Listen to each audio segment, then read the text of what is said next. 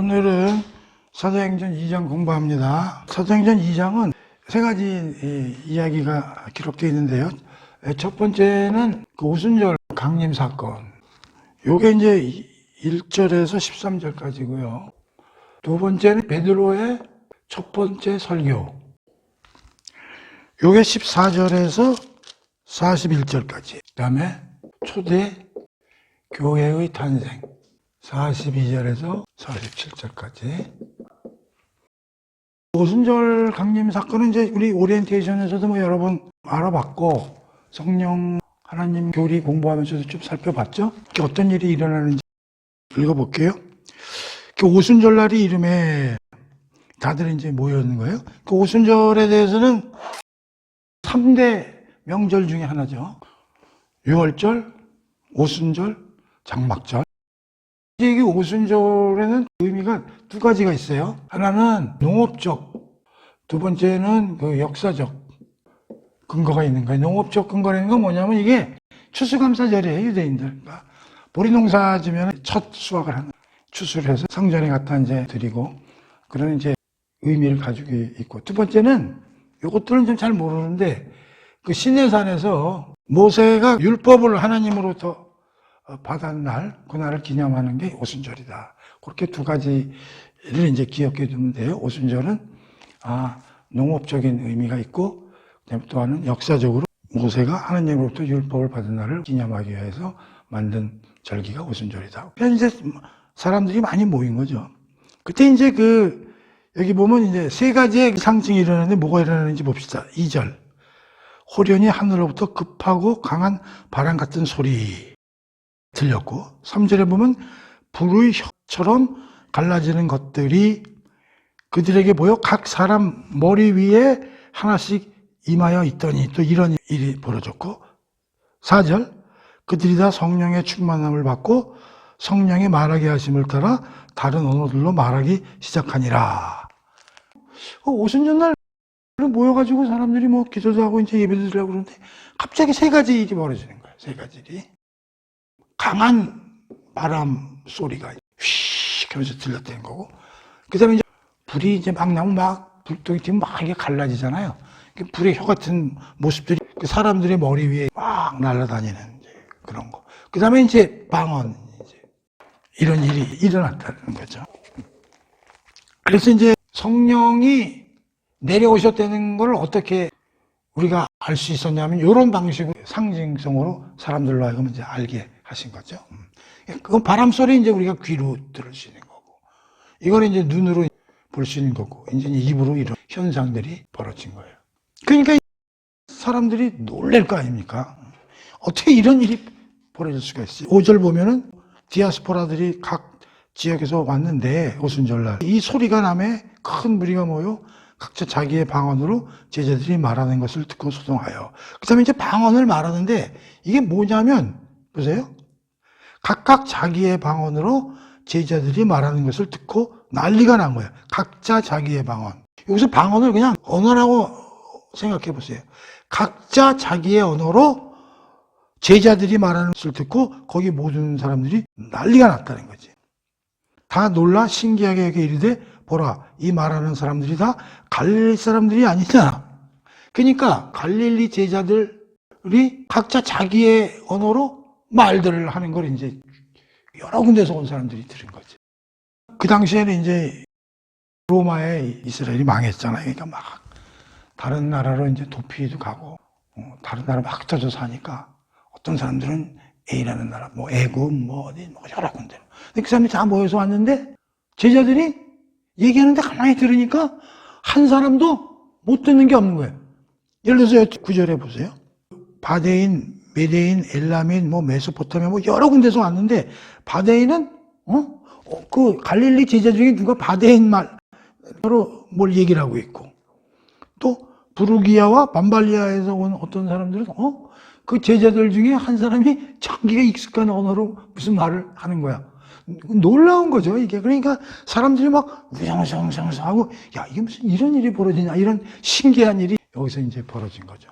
그래서 방언에 대해서는 뭐 마지막에 좀 더 방언만 가지고 좀 우리가 얘기를 해보겠지만, 여기에서 방언은 우리가 일반적으로 그 교회에서 신자들이 하는 방언이 아니고, 여기 보세요. 8절. 우리 각 사람이 난 곳 방언으로 듣게 되니 이게 어찌 됨이냐. 그래서 난 곳이는 건 내 고향, 내가 태어난 곳에서의 언어로 갈릴리 사람들이 얘기를 하니까 놀라는 거지. 여기에서 방언은 이거 방언이 아닙니다. 실제 언어예요. 그런데 9절에서 보면은 어떠한 말들로 방언이 터졌냐면 바데인, 메데인, 엘람인, 메소포타미아 쭉 해서 보면 15개예요. 내가 쉬어보니까 한 15개쯤. 그러니까 15개 지역에서 올라온 사람들이 있었는데 15개 언어로 갈릴리 사람들이 방언을 이제 얘기하게 돼서 이제 놀라게 됐다는 거죠. 그럼 이제 거기에 대해서 반응이 어떻게 나오냐면은 12절 보세요. 다 놀라면 야, 어떻게 이런 일이 일어나지? 이제 그렇게 의심하는 사람들이 이제 일부 있었고 13절 보세요. 어떤 이들은 조롱하여 이르되 새술에 취하였다 하더라. 이렇게 일어나니까 이제 여기에 대해서 이제 반응이 나오는데 두 가지 반응이 나왔다는 거죠. 하나는 야, 의심하는 거. 이게 이런 일이 벌어질 수가 있냐? 또 하나는 조롱하는 거죠. 이 사람들이 술 취해가지고 햇소리하고 있는 거 아니야? 이제 이런 반응들이 이제 일어났다는 거죠. 그래서 조롱하고 술 취해서 이런 일이 벌어졌다는 것에 대해서 베드로가 무슨 얘기야? 그게 아니야. 라고 하면서 나오는 게 이제 베드로의 이제 설교를 하는 그런 내용이 나오는 거죠. 여기까지가 이제 오순절 강림 사건을 얘기하는 게 오순절날 일어난 그런 특별한 사건에 대해서 기록이 되어 있는 거죠. 우리는 이제 보통 뭐 바람, 무슨 불의 혀, 뭐 이런 뭐 방언, 뭐 이런 거에 대해서 굉장히 관심을 많이 갖는데 사실은 그거보다는 보세요. 성령님은 눈에 안 보이잖아요. 영이시잖아요. 성령님이 내려오신 게 어마어마한 사건인데 그걸 어떻게 전 세상에 알리냔 말이지. 그러니까 이게 뭐야? 어떤 상징이 존재해야 드디어 성령님이 내려오셨다는 걸 알 수가 있는 거잖아요. 그러니까 내려오셨다는 거를 증거를 내기 위해서 이러한 일들이 벌어진 거예요. 귀로도 볼 수 있고 눈으로도 확인할 수 있고 입에서 나오는 이런 언어로도 확인할 수 있는, 그래서 이렇게 세 가지 측면에서 어마어마한 상징이 이날 보여졌다. 이제 그런 얘기가 되는 거예요. 그러니까 모든 세상에 성령 하나님이 오셨다는 언제? 오순절날. 그거에 대한 증거를 이런 세 가지 상징으로 하나님이 보여주셨다. 그런 얘기. 오케이? 그게 대단히 중요한 사실이다. 그런 얘기예요. 요게 이제 오순절날 일어난 사건인데 여기는 이렇게 단순하게 기록이 돼 있지만 이제 어마어마한 의미를 가졌다고 공부를 했죠. 다시 한번 간략하게 공부했으니까 네 가지 의미를 우리가 알아야 된다고 그랬어요. 첫 번째는 뭐예요? 예수님은 하나님 우측에 지금 앉아 계시죠. 예수님이 하나님으로부터 모든 고난을 위임받아 성령님을 통해 전 우주를 통치하시는 그러한 시점이 오순절날 성령 강림 사건을 통해서 시작됐다. 두 번째는 새 언약 시대의 개막이 열렸다. 또 세 번째는 그리스도의 몸된 교회의 시작이 열렸다. 네 번째는 성령 하나님의 일하시는 방법이 우리 안에 거하시는 방법으로 일을 하시는 대변화가 일어났다. 이게 이제 사도행전의 오순절 성령 강림사 대의미라 그랬어요. 그 다음에 이제 성령 하나님이 내려오신 거예요. 세상으로. 과거에는 이제 하늘에서 일을 하시다가 세상으로 이제 완전히 내려오신 거죠. 성령 하나님이 오순절날 성령 강림 사건을 통해서 수직으로 내려오셨고, 내려오신 상태에서 이제는 어떻게 돼? 수평적으로 각 사람들이나 교회를 통해서 일을 하신다. 그런 얘기야. 그래서 요 성령 강림 사건은 only 단회성 사건임을 이해해야 돼요. 이게 두 번 다시 일어나는 사건이 아니라 딱 한 번 일어나고 마는 거예요. 단회성 사건, 일회성 사건으로 다시는 일어나지 않는 사건입니다. 성령님이 내려오셨으니까 뭐 또 내려오고 그런 거 없어요. 이제는 내려오셔서 옆으로 일을 하시는 거지 다시 내려오셔서 일을 하시는 게 아닙니다. 자, 그리고 또 하나 중요한 것은 이 사건은 일반적이고 보편적이고 포괄적으로 예수님이 일하시는 방법이 바뀌었다는 걸 이제 우리가 알 수 있는 거예요. 물론 우리 안에 거하시는 것도 마찬가지죠. 그전에는 어떻게 되느냐? 일회성이고 특수성이고 그런 식으로 일을 하셨는데 이제 이렇게 일을 하시는 방법이 바뀌었다. 그런 얘기예요. 자, 그 다음에 이제 다음을 봅시다. 14절부터인데요.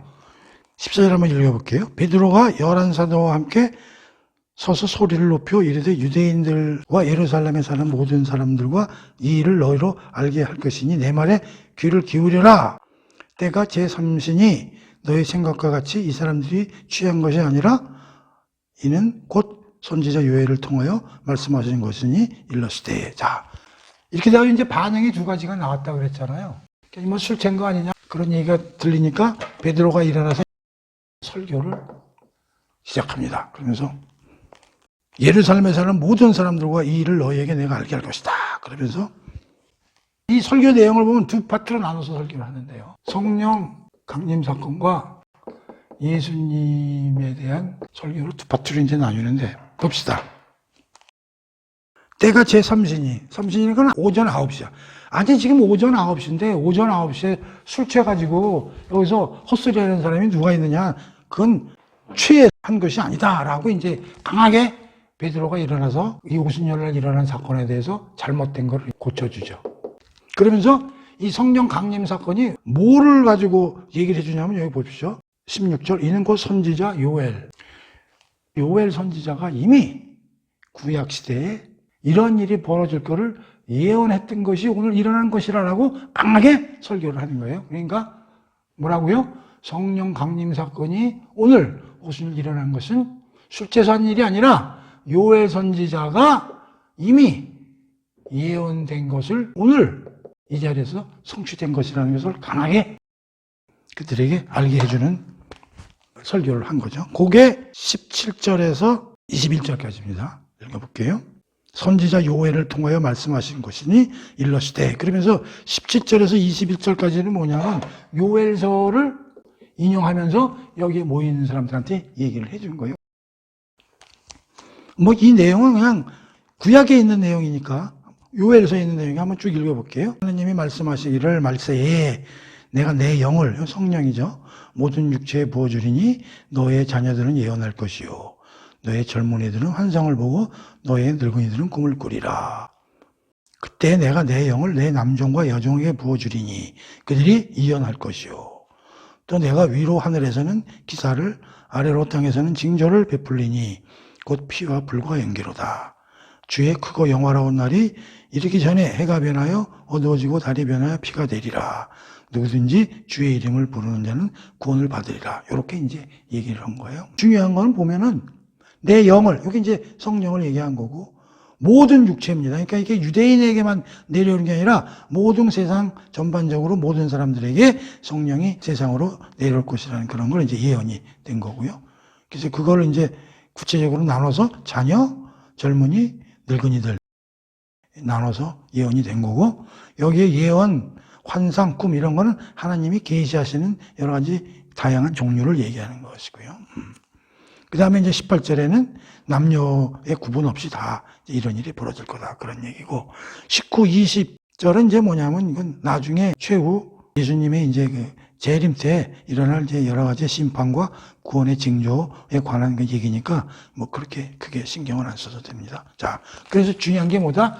이 성령 강림 사건은 요엘의 예언이 성취된 거라고 베드로가 얘기한 거죠. 그런데 우리가 앞에서도 살펴봤지만 요엘서에만 있었던 건 아니죠. 이사야서에서도 예언이 돼 있었고 예레미야 36장에서도 예언이 돼 있었고 그런 내용입니다. 그러나 그 베드로는 요엘서를 강조해서 설교를 한 거고요. 자, 두 번째 이제 드디어 베드로의 이제 설교가 떨어지는데 22절부터 41절까지입니다. 근데 이제 이걸 읽어보면 베드로 설교의 핵심과 내용이 뭐냐면 예수에 관한 설교예요. 예수님에 관한 설교. 예수님에 대해서 설교를 한 거예요. 특히 뭐에 대해서 설명했냐면 22절 봅시다. 22절은 뭐에 대해서 베드로가 얘기를 했냐면 내 말 잘 들어봐 이 사람들아 그러면서 너희도 아는 바와 같이 하나님께서 나사렛 예수로 큰 권능과 기사와 표적을 너희 가운데서 베푸사 너희 앞에서 그를 증언하셨느니라. 그 얘기를 하는 거예요. 그게 뭐냐면 예수가 갈릴리에 사는 너희들이 아는 일반적인 청년으로 보지만 그 청년은 권능과 기사와 표적으로 너희들 앞에서 이 일을 하시도록 하나님이 너희 앞에 보내신 사람이다. 그 뜻을 얘기하는 거예요. 무슨 말인지 알아요? 나사렛 예수라는 사람은 그가 와서 모든 기적도 행하고 모든 가르침도 줬는데 그게 다 하나님이 권능과 기사와 표적을 그에게 주어 그로 하여금 너희에게 보이신 사람이 예수다. 그런 얘기가 예수의 오심과 생애가 전부 하나님이 이미 계획하셔서 너희들에게 보이게 하신 거다. 그런 얘기를 이제 22절에서 한 거고요. 23절에 보면 베드로가 뭘 설교하냐면 예수의 죽음에 관해서 설교를 합니다. 근데 예수의 죽음에 대해서 뭐라고 베드로가 설교를 하냐면 예수가 죽은 것은 하나님께서 정하신 뜻과 미리 아신 대로 내준 바 되었거늘 너희가 법 없는 자들의 손을 빌려 못 박아 죽였다. 너희들이 죽였는데 이 예수는 하나님의 뜻과 미리 아신 대로 예수는 하나님이 이미 창세전에 계획하고 이미 당신이 생각하시는 뜻대기에서 오셔가지고 권능과 기사와 표적을 가지고 일을 했는데 너희들이 죽였잖아. 그 얘기예요. 그 다음에 24절 봅시다. 여기서 부활을 얘기해요. 부활. 하나님께서 그를 사망의 고통에서 죽어 풀어 살리셨으니 이는 그가 사망에 매어 있을 수 없습니다. 그러니까 니들이 죽였지? 그런데 하나님이 그를 살렸어. 너희들이 죽였지? 근데 하나님은 그를 다시 살렸다니까. 그 부활시켰다니까. 근데 그 부활된 일이 이미 다윗이 쓴 시편 16편 8절에서 이미 예언되어 있던 사실이라고 베드로가 얘기를 해주는 거예요. 오케이? 그러니까 여기서 25절부터 28절까지는 시편에 있는 얘기를 인용해서 베드로가 설명해 준 거예요. 뭐라고요? 시편에 이미 다윗이 예언한 것이 이루어진 사실이지 그는 본래부터 니들이 죽인다고 해서 죽어서 땅에 묻혀 있을 뿐이 아니야 라고 얘기를 해주는 거예요. 오케이?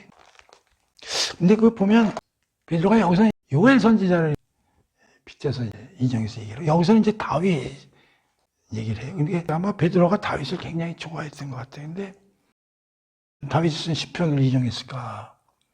가만히 생각해보면 이 유대인들이 꾹뻑 죽는 사람이 두 명 있죠. 아브라함하고 다윗. 그렇잖아. 우리가 마태복음에서도 1장에서도 배웠지만 예수를 모르고 시작해. 아브라함과 다윗의 자손. 아브라함은 뭐 최고의 조상이고 다윗은 뭐 하나님이 가장 이뻐하고 좋아하는 왕 중의 왕이니까. 그러니까 아마 다윗의 그 시편을 인용하면 꼼짝 못할 거 아니야. 야, 니들이 최고로 하는 다윗 왕이 막 예언했어. 앞으로 오실 메시아가 죽지 않고 영원히 부활해서 살아계실 분이라고 이미 예언된 일이야. 그게 성취된 거야. 이렇게 되는 거죠. 그러면서 이제 시편을 이제 인용하는 거예요. 쭉 한번 읽어볼까요? 내가 항상 내 앞에 계신 주를 배웠으며 나로 요동하지 않게 하기 위하여 그가 내 우편에 계시는도다. 이제 다윗이 이제 이렇게 얘기를 한 거죠. 그러므로 내 마음이 기뻐하였고 내 혀도 즐거워하였으며 육체도 희망에 거하리니 이는 내 영혼을 음부에 버리지 아니하시며 주의 거룩한 자로 석임을 당하지 않게 하실 것이로다.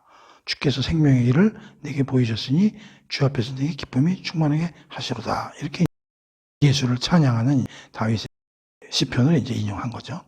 근데 여기서 재미나는 게 27절 한번 보세요.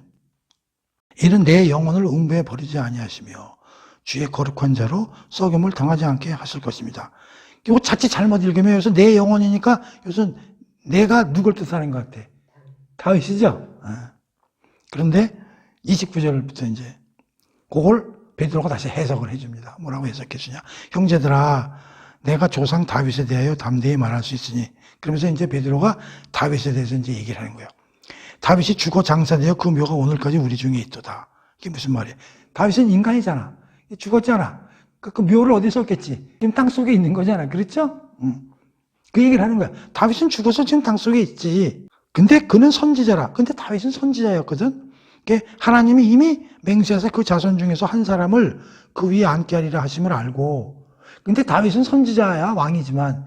그래서 하나님의 계시를 통해서 앞으로 일어날 일을 알게 하셨다는 거지, 다윗을 통해서. 그렇죠? 그래서 그 다윗은 자기 자손 중에 한 사람이 태어나서 메시아로서 하나님의 역할을 할 것이라는 걸 이미 알았다는 거지, 다윗은. 31절. 미리 본고로 그런 분이 나타날 걸 이제 미리 계시를 통해서 알았다는 거지. 그리스도의 부활을 말하되 그가 음부에 버리지 아니하고 그의 육신이 썩임을 당하지 아니하시리라 하더니, 바로 이거야. 아, 내 후손 중에 누가 한 사람이 나오는데 그게 하나님의 아들로서 메시아인데 그분은 어떻게 된다고? 부활이 돼서 음부에 버리지 않고 그의 육신은 썩음을 당하지 않다는 걸 미리 알았다는 거지. 계시로. 누가? 다윗이. 그렇게 여기 봐봐. 27절에 이는 내 영혼을 음부에 버리지 아니하시며 주의 거룩한 자로 썩음을 당하지 않게 하실 것이네. 이게 여기서 내 영혼이 자기가 아니라 누굴 두고 하는 거냐면 앞으로 오실 예수를 보고 한 얘기다, 그런 얘기. 그걸 해석을 해주는 거야, 베드로가. 오케이? 그래서 요 24절 그 예수의 부활을 시편 16편 8절을 이용해서 그 부활에 대해서 설명한 거죠. 자, 그 다음에 32절 보겠습니다. 32절은 베드로가 또 뭐에 대해서 예수님에 대해서 얘기했냐면 이 예수를 하나님이 살리신지라 우리가 이 일의 증인이다. 여기서 이 일은 뭐야? 부활이죠? 증인이다. 이게 중요한 거예요. 32절. 하나님이 살리신 거에 대해서 증인이야, 우리가. 다윗의 예언에 의해서 그분은 죽지 않고 부활할 것이라는 게 예언되어 있고, 그래서 하나님이 그를 살리셨는데 그 살리신 거에 대한 증인이 누구라고? 우리. 여기서 우리는 누구야? 다윗이 예언했으니까 다윗이 증인이지. 그 다음에 자기도 증인이라는 거야, 베드로가. 그러니까 베드로는 누구를 대표하는 증인이야? 사도들을 대표하는 증인이고, 다윗은 여러 선지자들을 대표하는 증인이죠. 다시 말하면 하나님이 예수를 살리신 것의 증인이 누구라는 거예요? 구약의 선지자들과 신약의 사도들이 예수의 부활은 하나님이 살리신 거에 대한 증인이다, 그런 얘기를 하는 게 32절입니다. 이게 엄청나게 중요한 사항입니다. 다 한다면 다시 정리를 하겠습니다. 자, 그 다음에 33절. 33절에서 뭐라고 하냐? 하나님이 오른손으로 예수를 높이심에 그가 약속하신 성령을 아버지께 받아서 너희가 보고 듣는 이것을 부어주셨느니라. 오른손으로 예수를 높이심에, 이건 예수님의 뭘 얘기하냐면 승천과 우측 보좌에 계신 걸 얘기한 거예요. 그럼 우측 보좌라는 뜻이 뭐냐면 우리 지난번에 공부했죠. 하나님의 모든 권한을 위임해 주셨다, 그런 얘기잖아. 하나님의 오른손으로 예수를 높이심에 예수님의 승천과 우측 보좌에 하나님이 알아서 딱 이 자리에 앉으셨다는 게. 그래서 여기 앉으셔서 예수를 높이심에 그가 약속하신 성령을 아버지께 받아서 너희가 보고 듣는 이것을 부어주시니. 그래서 여기에 앉으신 예수께서 지금 하나님께 부탁해서 성령을 내려보낸 게 바로 오순절날 성령 강림 사건이다 라고 지금 베드로가 얘기하고 있는 거예요. 오케이? 그러면서 승천과 우측 보좌에 관해서 뭐라고 또 하나 덧붙이기를 하냐면 다윗이 쓴 시편 110편 1절을 인용하면서 이미 하나님이 부활시켜서 승천시켜서 우측 보좌에 앉아서 모든 권한을 그분에게 위임해서 주겠다는 것이 이미 선지자의 다윗 왕에 의해서 시편에 이미 기록되어 있었던 얘기라고 얘기를 하는 거예요. 뭐 어떻게 110편에 기록되어 있는지 읽어보겠습니다. 주께서 내 주께 말씀하시기를, 여기서 주는 하나님, 여기서 내 주는 예수, 이렇게 말씀하시기를 내가 내 원수로 내 발등상이 되게 하기까지 너는 내 우편에 앉아 있으리라 하였도다. 이게 무슨 말이야? 내가 내 원수들, 사탄 무리들이 너를 반대하고 너를 적대시하는 모든, 사탄을 비롯한 모든 사람들이 내 발 아래 무릎 꿇도록 너는 내 옆에서 걔네들을 통치하도록 한 권한을 내가 줄 것이다 라는 거 쓰여졌다, 그런 얘기를 하는 거예요. 오케이? 지금 베드로가 말이죠, 두 가지 설교를 나눠서 하고 있다고 그랬어요. 하나는 성령 강림 사건은 요엘 선지자가 한 것에 대한 성취로서 이루어지고, 자, 그 다음에 베드로 설교의 핵심 내용은 전부 예수에 관한 내용인데, 예수의 오심과 생애, 예수의 죽음, 예수의 부활, 예수의 승천, 예수의 승천과 우측 보좌, 이 모든 거가 다 하나님의 뜻으로 다 이루어진 것이고, 그것이 다 다윗 선지자에 의한 시편의 죽음, 부활과 승천이 다 기록되어 있던 사실이다. 그러면서 이런 분을 너희들이 죽인 사람이야 라고 지금 그들 앞에서 베드로가 강력하게 설교를 하는 거예요. 그러면서 예수의 오심, 예수의 죽음, 부활, 승천, 우측 보좌, 이거에 대해서 지금 베드로가 설교를 하고 있는 거예요. 예수님의 모든 일생에 관한 이거를 베드로가 첫 설교 때 이렇게 얘기를 하니까 이제 어떻게 나오냐면 봅시다. 36절하고 37절을 보니까 그런즉 이스라엘 온 집은 확실히 너희들이 알아야 되겠다. 너희가 십자가에 못 박은 예수를 하나님이 주와 그리스도 되게 하셨느니라 하니라. 자, 니들이 죽인 이 예수를 하나님이 주와 그리스도로 만들었다. 이 주는 만물의 왕이요, 그리스도, 구원자, 기름 부은 자, 모든 사람들을 구원하시는 그리스도요, 만물의 왕인 니들이 죽인 그 나사렛 예수를 하나님이 주와 그리스도로 만들어 놓으셨다. 그런 얘기예요. 그러니까 37절에서 무슨 반응이 나와요? 그들이 이 말을 듣고 마음에 찔려. 야, 마음이 아파. 야, 이게 큰일 났네. 그럼 어떻게 해야 되나? 이런 일이 벌어졌는데. 그러면서 베드로와 다른 사도들에게 물어 이르되 형제들아, 우리 그럼 어떻게 해야 돼? 이거 큰일 났네. 그래서 뭐 일말에 좀 미안한 마음은 갖고 있었는 것 같아. 잘못된 일이라는 걸. 그럼 어떻게 하면 좋아? 그랬을 때 38절 그때 베드로가 뭐라고 그래요? 회개하여 예수 그리스도의 이름으로 세례를 받고 죄사함을 받으라. 그리하면 성령을 받으리니. 야, 회개하면 돼. 답이 있어. 살아날 구멍이 있다니까. 자, 회개해. 회개하고 세례를 받아. 그러면 죄사함과 니들이 잘못한 거 그거 다 사해주고 또 거기서 또 성령까지 선물로 받을 거야. 라고 베드로가 이야기를 하는 거예요. 38절에서. 근데 방법이 있다니까. 회개하고 세례를 받아. 누구의 이름으로? 예수 그리스도의 이름으로 세례를 받아. 그러면 너희들이 죄가 사해지고 성령을 선물로 받게 될 거야. 라고 베드로가 이야기를 해주는 거예요.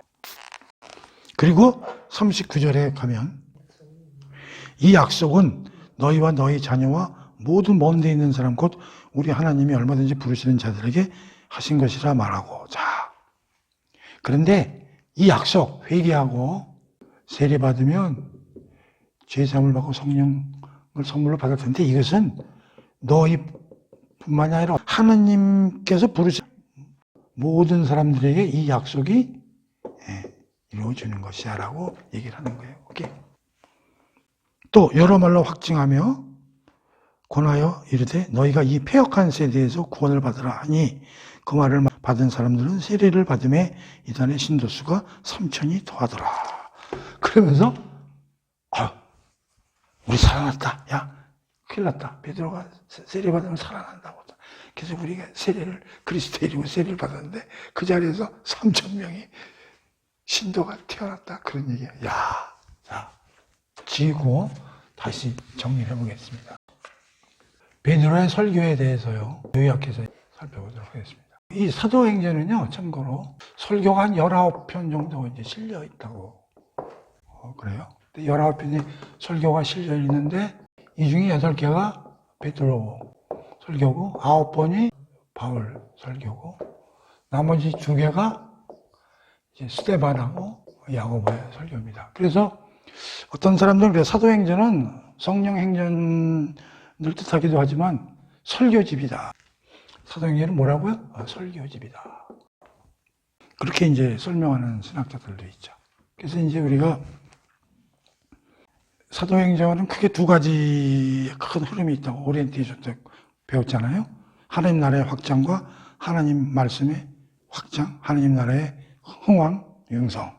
그러니까 하나님 나라는 설교라는 게 뭐예요? 이게 결국 그게 2가지거든요. 하나님 나라하고 예수에 관한 얘기가 중점적이 될 수밖에 없는데, 그러니까 하나님 나라는 그냥 성령의 힘으로 밀어붙여가지고 일어나는 게 아니라 항상 말씀이 전제돼야 된다는 거죠. 그러니까 성령의 힘으로 그냥 밀어붙여서 그냥 하나님 나라가 되는 것도 맞지만 그 베이스에서 뭐가 있어야 된다? 말씀이죠.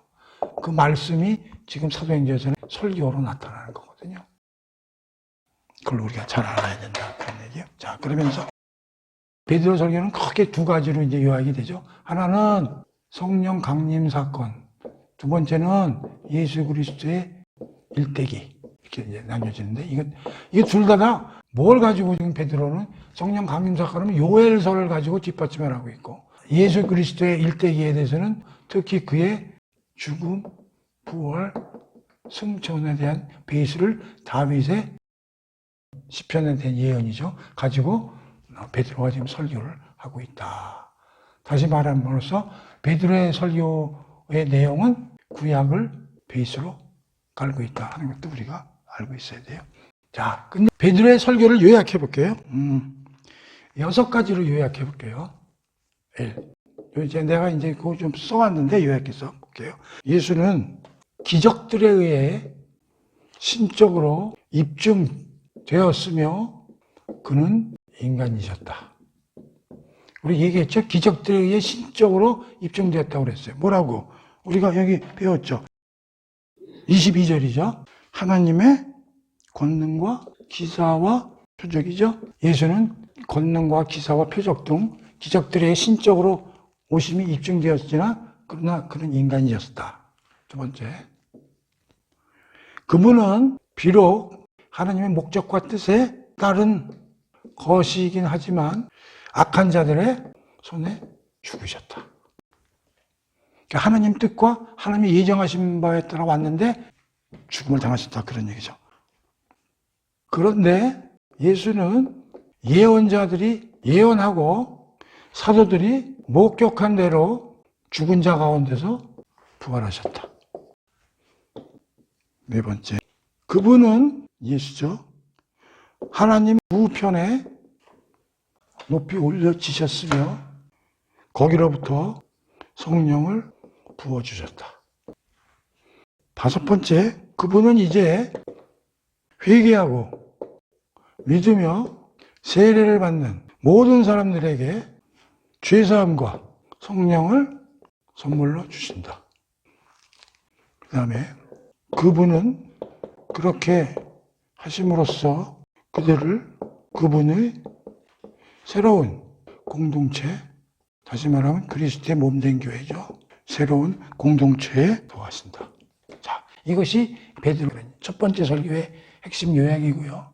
이걸 다시 말하면 베드로 복음이다 이렇게 얘기해도 틀림이 없는 것이죠. 우리가 복음서가 4개가 있다고 그랬잖아요. 신약성경에. 마태, 마가, 누가, 요한 4개잖아요. 그리고 정경에는 베드로 복음이 없죠.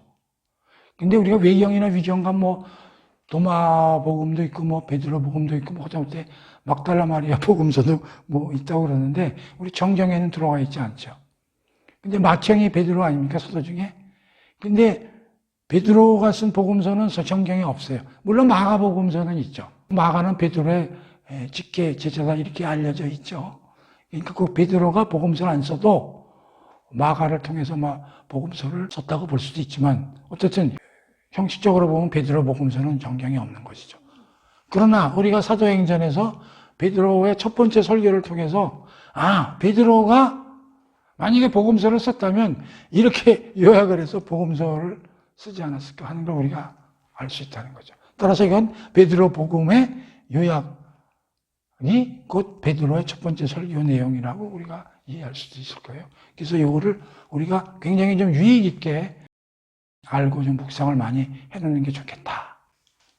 이제 그런 생각이 드는 거죠. 그러면 이제 여기서 베드로는 예수가 오심과 생애, 예수의 죽음, 예수의 부활, 예수의 승천, 예수의 우측보좌 이렇게 위치별로 설교를 해나가고 있었고 그분은 우리가 죽일 수 없는 분이고 하나님이 계획하신 분이고 우리를 위해서 오신 분인데 무죄한 인간들이 그를 죽였다. 그렇게 된 거죠.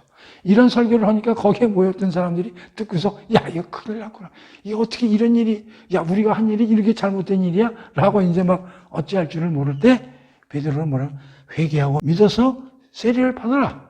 그러면 너희들의 모든 잘못은 사해지고 성령을 선물로 받게 될 것이라고 그러면서 새로운 공동체 너희들이 들어올 수 있다고 베드로가 이렇게 설교를 한 거죠. 멋진 설교죠. 잘 제가 이걸 조금 다르게 풀어서 한번 요약을 해본 겁니다. 참고하시기 바랍니다. 그러면서 여기에는 크게 이제 4가지의 상징적 이미지가 들어가 있죠. 이 베드로 설교회는. 그래서 이제 베드로 설교에서 본 이제 사중적 메시지. 물론 앞에 있는 요약으로도 다 설명이 되지만 특히 사중적 메시지에 대해서 한번 우리가 다시 한번 정리를 또 해보면 우리가 이제 구원을 받는 두 가지 조건이 회개와 세례죠. 두 번째는 이제 두 가지 약속을 이제 우리가 받을 수 있는 거죠. 뭡니까? 죄사함과 성령을 선물로 받게 되는 것이죠. 세 번째는 이 모든 것들은 뭐를 통해서 이루어지냐면 두 가지 사실이죠. 예수의 죽음과 부활이죠. 그 다음에 두 가지 증인이 있죠. 예수의 죽음과 부활에 대한 증인은 구약의 예언자와 신약의 사도들이죠. 이렇게 해서 이제 네 가지 자중적 메시지를 요약해서 볼 수 있는 거죠.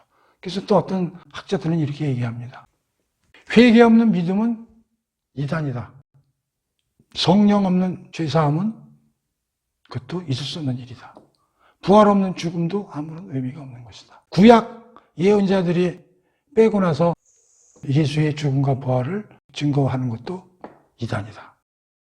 어떤 사람이 요약을 해놨는데 괜찮아서 내가 이걸 좀 인용을 해온 겁니다. 그래서 오늘날 우리 신도들도 전도할 때 이렇게 베드로의 네 가지 메시지, 좀 앞에서 얘기한 베드로의 복음의 요약, 그걸 잘 머릿속에 넣고 그런 식으로 전도를 하는데 우리도 도움을 받아야 되겠다. 그런 걸 우리가 공부할 수 있는 거예요. 오케이. 자, 그래서 이제 베드로의 설교에 대해서는 이 정도는 이제 공부를 하고 2장의 마지막 스토리죠. 초대교회의 탄생, 삶이죠. 그게 이제 42절부터요. 47절까지. 120명이 기도했잖아요. 제자들하고 이렇다는 사람들이. 그래서 지금 성령이 부어졌고, 그 다음에 3,000명이 세례받았고, 세례받았으니까 교인이 된 거지. 그러니까 이 사람들이 이제 모여서 만든 공동체가 초대교회다, 그런 얘기예요. 이때 교회는 구약의 교회와 틀린 거고, 그냥 유대교 안에서만 일하는 교회도 틀린 거고, 전 우주적 그리스도의 몸된 교회로서 이제 그런 교회가 초대교회 이렇게 이제 얘기를 하는 거예요. 근데 초대교회의 특징이 여기 짧지만 나와 있는 거예요. 첫 번째 봅시다.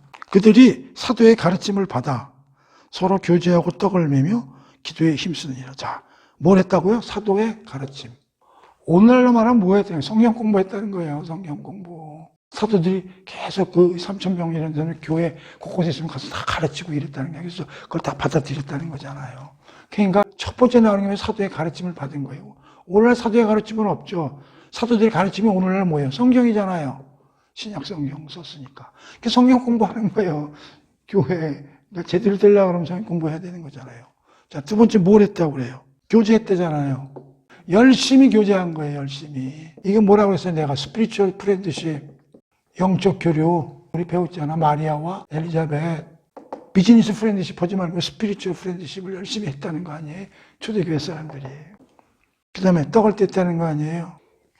떡을 떼다는 건 두 가지 의미가 있잖아요. 밥 먹기. 두 번째는 성만찬. 성만찬의 핵심은 뭐야? 내 살, 내 피. 내 살은 생명의 떡. 새 언약의 증거.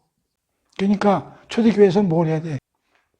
밥을 같이 먹고 한 식구처럼. 그리고 계속 예수님의 죽음과 부활이 어떤 의미가 있느냐. 그 다음에 또 뭘 했대? 기도. 자, 그 다음에 저도 봅시다.